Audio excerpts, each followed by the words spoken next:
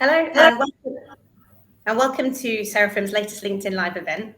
Today, I'm delighted to be joined by Maureen Haverty, VP of Investment at Seraphim, and Patrick McCall. He's Venture Partner and former chair of both Virgin Orbit and Virgin Galactic. He's also on the board of OneWeb.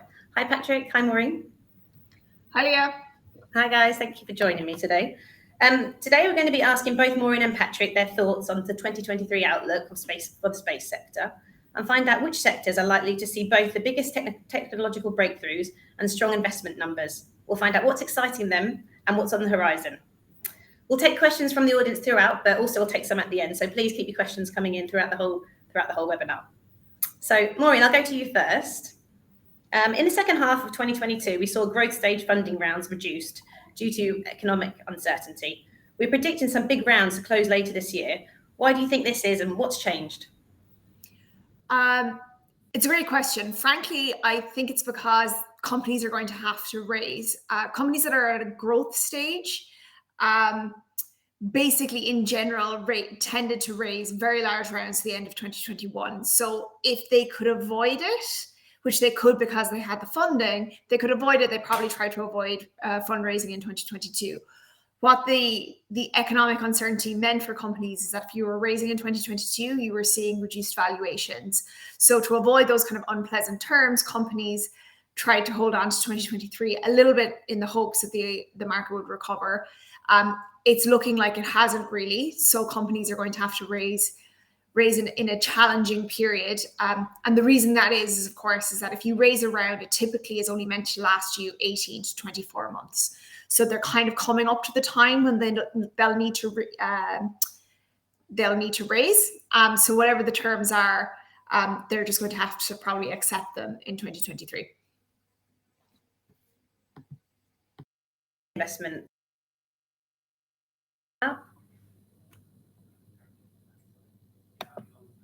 Patrick? Perhaps Maureen, you might want to until Patrick comes back. I'm here, if you can hear me. Oh, we can hear you now. I mean, and I think, just looking perils of live. Unless on the investment side and more on the sort of the company side, and I think Maureen's spot on in terms of, companies need to raise money. Last year wasn't a great time to do it, but more positively, I think investors not only looking at what Maureen's just said in terms of, there's going to be better value out there in terms of valuations, but also I think people are realizing that, this new space that everybody's talking about, much smaller sats, much cheaper sats, ability to launch really cheaply. You can now build a sat for $100,000. You can launch a sat for $100,000. That won't be the world's most complicated satellite, but that's sort of one end of the spectrum. When I first started looking at space years and years ago, you needed hundreds of millions of dollars to build a satellite, and then a similar amount probably to launch it, and it would needed a lifetime of 30 years to pay back on that investment. And I think people are realizing that, what space can offer, both in terms of value for money, cheaper valuations, as Maureen just talked about, and the applications, which is just huge in terms of what satellites can do around the world, whether it's environmental, whether it's looking at what's going on in Ukraine. There's two ends of the spectrum. It's just amazing. So I think it's people also realizing the world is changing really, really fast, and space is driving that. And for an investor perspective, it's a good time to get involved because it's less expensive than it was a year ago.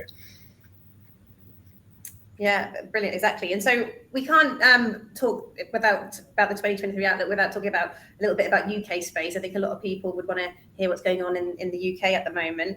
And obviously, with Patrick on the call, be great to mention the Virgin Orbit launch, which unfortunately wasn't a success this time, but it was a huge milestone for UK space. What are your thoughts on this, Patrick, and what's next? That's a pretty huge milestone for me. I spent 5 years traveling down to Cornwall trying to make it happen, working with the amazing team down in Cornwall, led by Mel. The team did an amazing job. Dan leading the Virgin Orbit team. It was obviously massively disappointing, and the evening was incredibly exciting until it literally went pop.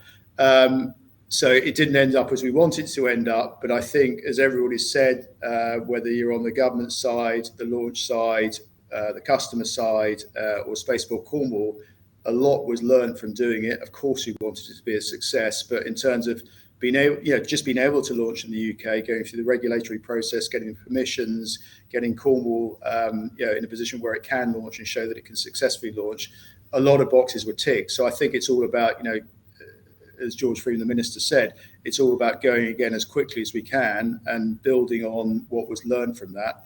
Unfortunately, space, things do go wrong. I mean, the first 3 SpaceX launches ended in, were not successful. Virgin Orbit was actually on a run of 4 successful launches. This was going to be the 5th one. Hopefully it didn't happen. But as the CAA said in their paper, there was an almost 1 in 3 chance that it was going to have a problem. And that's just the nature of space, particularly with early development launch systems. But, the time will come again. I think it was a successful launch by another company yesterday. It's just part of life in space. The rewards, as we talked about earlier, are massive, but there's risk with it. So disappointing, but learned a lot, and the team on all sides are raring to go again. Yeah, I think you're referring to Rocket Lab yesterday, who had some of satellites from one of our portfolio companies, Hawkeye 360. That was last night, yesterday in Virginia, Maureen.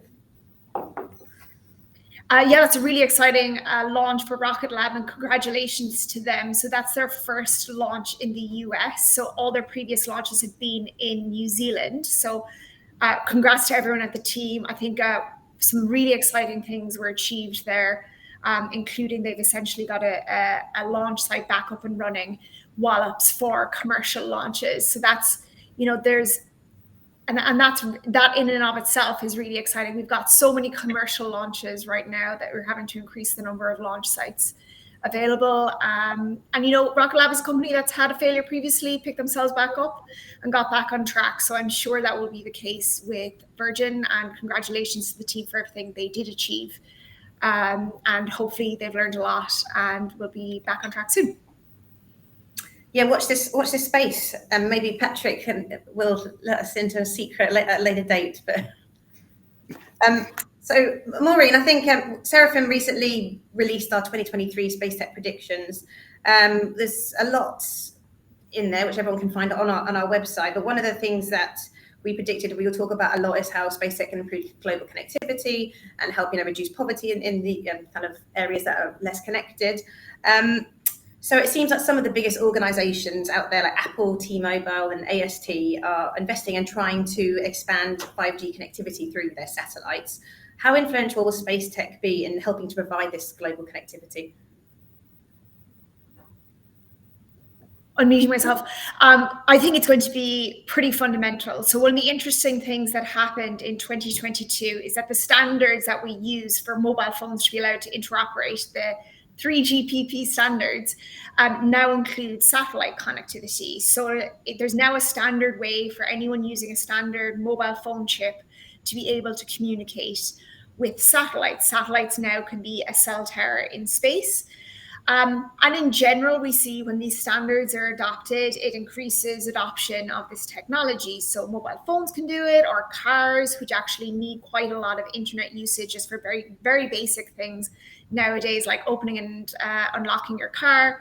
Satellite connectivity would be good for that. And then obviously IoT in Internet of Things in remote areas, tracking your cattle, tracking shipments, all this kind of stuff. And before 2022, before these standards were in place, there's a lot of custom protocols, stuff was more expensive. So standards mean that lots more people can do it. And then the really exciting thing then for consumers is that probably creates an arms race. If Samsung starts rolling out satellite connectivity, Motorola is going to have to do it. And obviously Apple is taking their own custom approach to rolling out satellite connectivity. So I think that's really going to have the effect of driving down prices. I think there's a lot of different companies trying to approach this in different ways. Some of them using existing GEO satellites, some of them launching their own LEO constellations. There's a lot of opportunity for different approaches to win, and that's ultimately great for consumers and ultimately, big business for us as investors. Has anyone got any questions from the audience? Want to keep the questions coming in on any of these topics they've heard so far, or anything particularly for Patrick and Maureen? That would be great.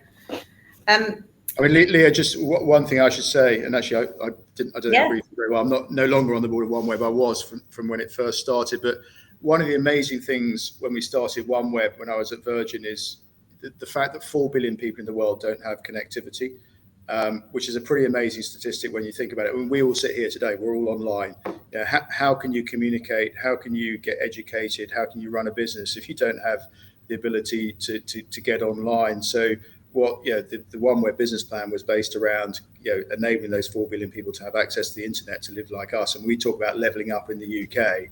But if you don't have broadband or connectivity, I mean, you're not even starting. So I think it's an incredible opportunity for the world to benefit from that. And then you take that another stage. I mean, if you read some, David Attenborough in terms of what he's writing about, how you deal with the global environment issues and global population. One of the biggest issues is undereducated women in the third world. If they have access to this kind of technology, his view is you can take 1 billion off peak population because you give people more purpose in their life. They can get educated and run businesses and communicate with each other. So there's enormous opportunity both from an individual perspective and also from a sort of helping the world solve some pretty big problems by connecting these people using satellites. Yeah, that's amazing. I think that's what a lot of people don't realise, that it filters down through absolutely everything from governments, to the man or the woman on the street, which is absolutely fascinating and life-changing. Maureen, back to our predictions. We talked about 2023 is going to be a breakthrough year for the cislunar ecosystem, because we've all, I'm sure everyone's heard about the Artemis missions and everything that's going on with the moon. Why do you think it has focus moved back towards the commercialization of the moon, and why is this exciting everyone at the moment? I mean, first thing is the moon holds an allure, as in it's certainly something where the fact that we're going back to the moon has obviously captured public imagination. Just very briefly on Artemis. So, the US and a host of other countries now, it's truly an international endeavor, are going back to the moon. They're landing lunar landers and they're going to put people on the moon. That's all very exciting. There's also a lunar gateway that's being put in place. So that's kind of going to be like the International Space Station, but for the moon. So that's another activity.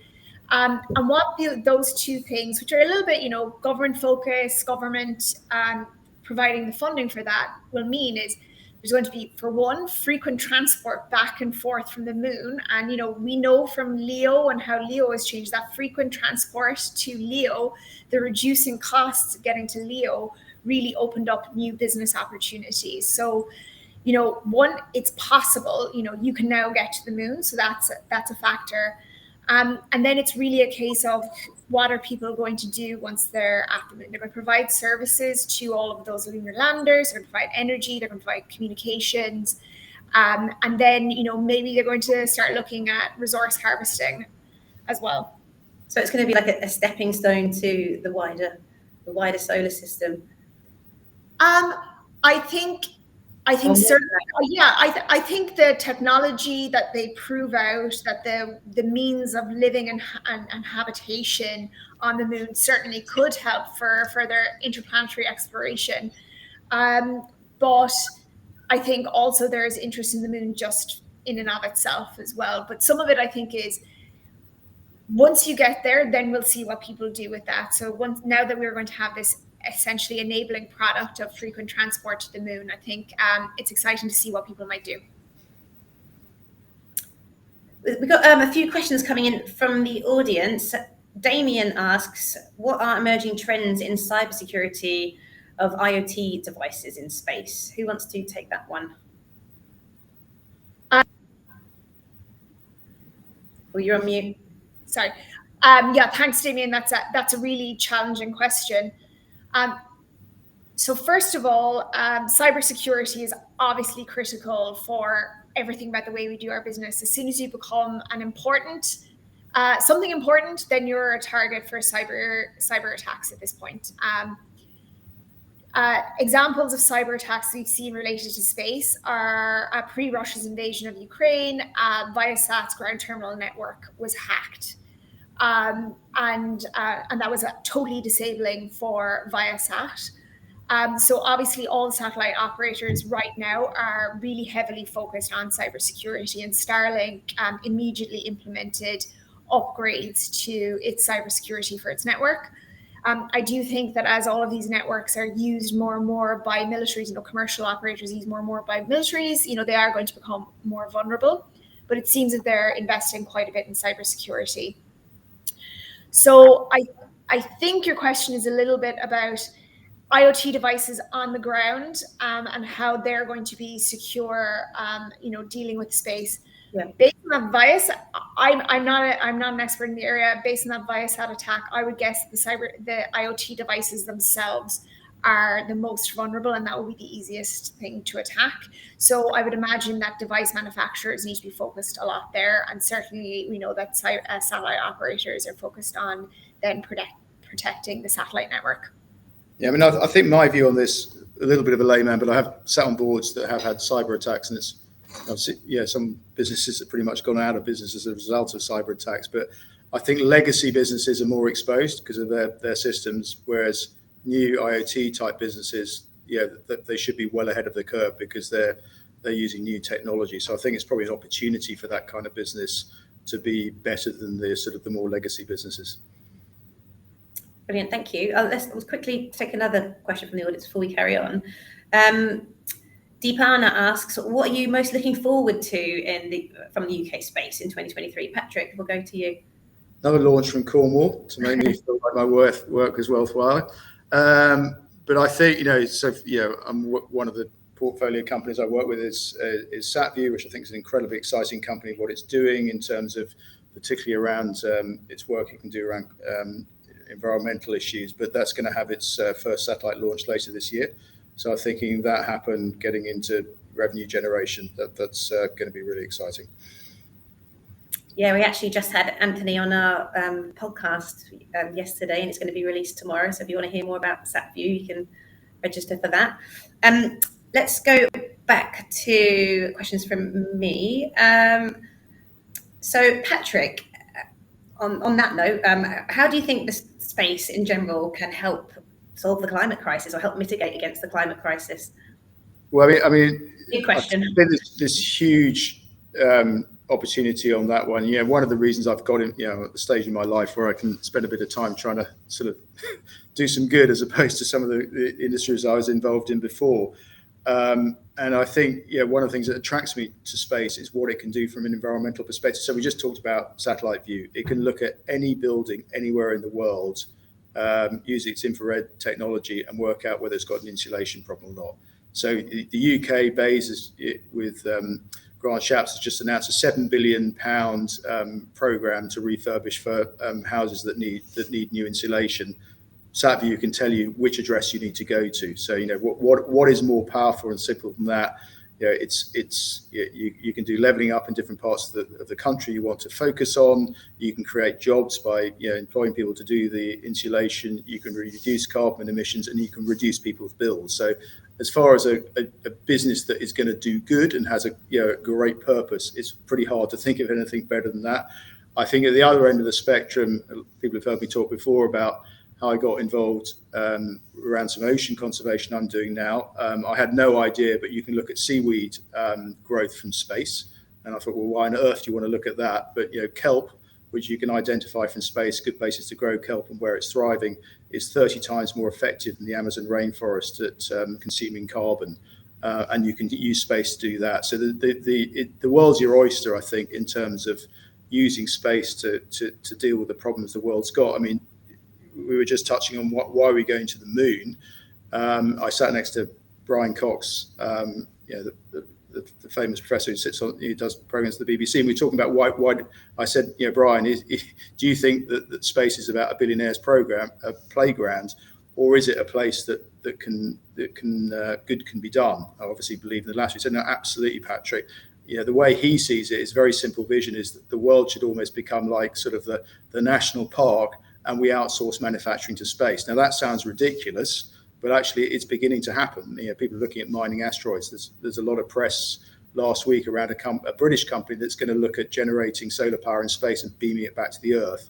That sounds crazy, but in the next 10 years, I think it's going to happen. So the applications on this are pretty much endless. Yeah, actually, Patrick, just touching on that about kind of the concrete examples of how space is going to help us in 2023 solve climate or solve our problems with climate.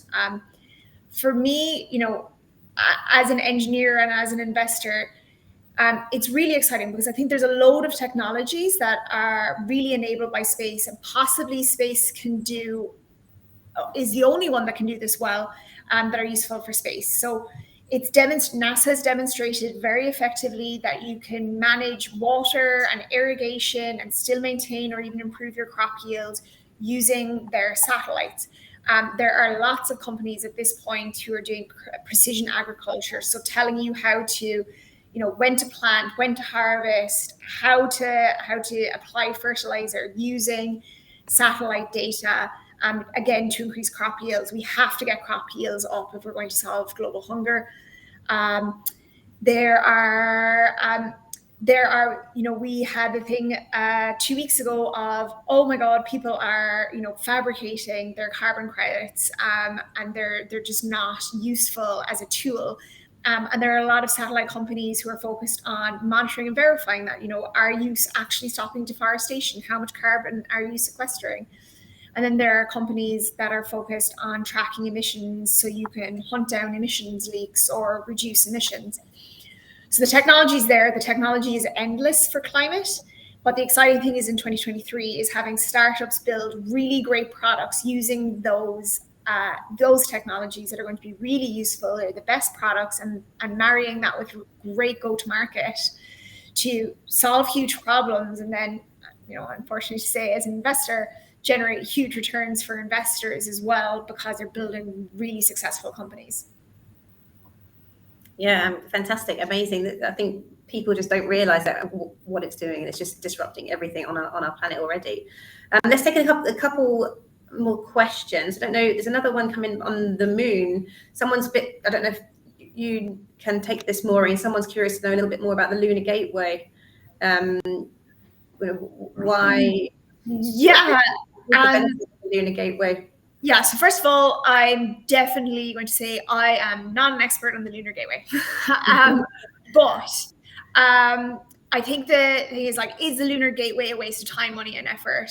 I mean, I think no. Why do I think that? Based on what's been achieved with the International Space Station, the scientific achievements, the political achievements, some of the scientific achievements are really only just coming to fruition now. But for example, with the space station, every single high-profile pharmaceutical company is conducting life-changing R&D related to biotech on the International Space Station. So I think the Lunar Gateway has the potential to also really change how we do science. In terms of why does NASA want to do it? Why do these organizations want to do it? It's because one of the reasons is it provides information on, how astronauts survive in various different aspects of their life for further long duration, deep exploration missions. So that's just one aspect. And I think there is a question about does it make more fiscal sense to launch from the moon to Mars? I have to say, I actually don't know. I think, let's look at what commercial companies are doing there in terms of, let's look at what commercial companies are doing there. And I'm excited to see what those startups and also some of the more established companies can do to do it cheaply and quickly. Thank you, Maureen. Another question. That's from Matthew. Where do you see profit drivers in space in 2023? Which kind of companies are going to bring in the most profit? That's kind of a little bit of a hard one. I think that the development we're seeing with that narrowband connectivity, I think certainly that could drive revenue as that starts to be deployed. And some of the approaches some of those companies are taking will be immediately quite profitable. Why is that? Because they actually don't have to launch their own satellites. They're leveraging satellites that already exist. So there'll be marginal improvements there. Or, as in it's a marginal additional cost to provide narrowband connectivity that way. So I think that's one aspect. And then I think there's a clear driver right now for some of the broadband constellations, both Starlink and OneWeb, to really, focus on, full deployment and getting towards profitability. So I think those two are focused on profitability, as well as the satellite manufacturers really is how they're going to differentiate themselves as becoming quite profitable businesses. Patrick, do you want to add anything? Or? Yeah, I mean, it's an interesting process to go through. I mean, you've got companies that are, there's pretty deep tech behind them. There's then a lot of engineering, and then getting them into space, getting it deployed and getting it working. And then the next change of culture you need is to change it into something that generates revenue. That sounds really hard. It's actually quite easy because it sounds quite easy, but it's actually quite hard because you've got to change the culture of the company from being something that's all about engineering bits of kit, complex technical problems, into we've got to go out and sell this. And often people who design these kinds of things, like, well, of course people are going to want this, but actually getting a business development team together, a sales force together to deliver a new product, they're all very exciting. But getting people to understand it, to buy it, realize it works is not the easiest process. As I say, needs quite a big cultural change within those companies. I mean, I was involved in Virgin Trains for 20 years, and getting people to, and people might want to complain about Virgin Trains, but moving it from we took it over from British Rail, and moving it from that engineering-led type mentality into something that was much more around sales and marketing and keeping customers happy rather than engineers happy was not an easy process to do. And pretty similar in space. Doesn't mean it can't be done, and it's going to have to be done because these companies are there to generate revenue. But it is all about, at the end of the day, you can build something, but people aren't just going to come. You've got to generate revenue. You've got to pay the bills. Yeah, I think that's a good point. Just one last thing on the profit drivers is that the great thing about space is that some of the really expensive enabling infrastructure really has been developed at this point. There's a lot of launch vehicles. There's a lot of satellite constellations. In fact, there's a lot of satellite constellations using space data. So now you can build a space company using space data and build a product around that, and you don't need to launch your own satellite. So I touched on that for connectivity. But that's also the case where there's lots of companies working in that climate space that I mentioned, or in SureTech or in PropTech. They don't have a single satellite in space. They don't interact directly with a satellite, but they do fuse space data from, dozens of different companies and, with data from other fields entirely to build a totally space-enabled product that's profitable quite early on, or has potential to be quite profitable quite early on in its life cycle. Great, thank you guys. I think we're almost coming to a close, but someone has asked a question about where we see the investment side of space industry developing over 2023. We kind of touched on that earlier, that we feel like there's going to be some kind of larger kind of growth stage rounds closing. But I don't know if anyone wants to say anything else on that, just as someone's maybe perhaps missed it or.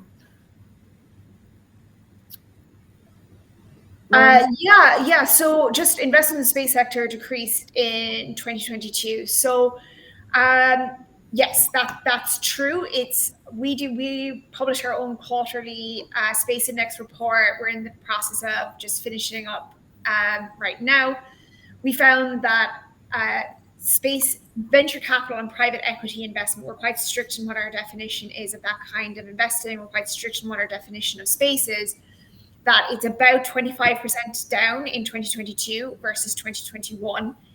That differs obviously from space capital's 58% down, but that's because they include SPACs, so the entering into the public market, and they have a broader definition of space. So we've seen it's down 25%. It's still above 2020. So that's just, reality check here. It's down, still above 2020, down from the highs of 2021. How do we see it developing in 2023 based on the trends that we saw over 2022? Likely to be probably, the same size as 2022 and 2020. Not back up to the big peaks, but I don't think it's going to be down much more. Obviously, we're in January. We think there's going to be those growth stages because companies are going to have to raise them. And then I think obviously there's going to be very large investment in climate-related space startups, both because it's very useful and climate investors actually have some of the most dry powder and cash available to invest. and really focus a big focus on people doing something that's useful now and getting to early revenue generation. I think that's where we're going to see the focus in 2023. Great stuff. Thank you, Maureen. Thank you, Patrick. Any more questions, or then if not, then I think we might call that a day. But thank you to everyone for joining us this evening. Hope everyone enjoyed it. If anyone's got any further questions, we're happy to take them on LinkedIn. Please give us a message, and we'll try and answer as many as we can. That's right. Thank you.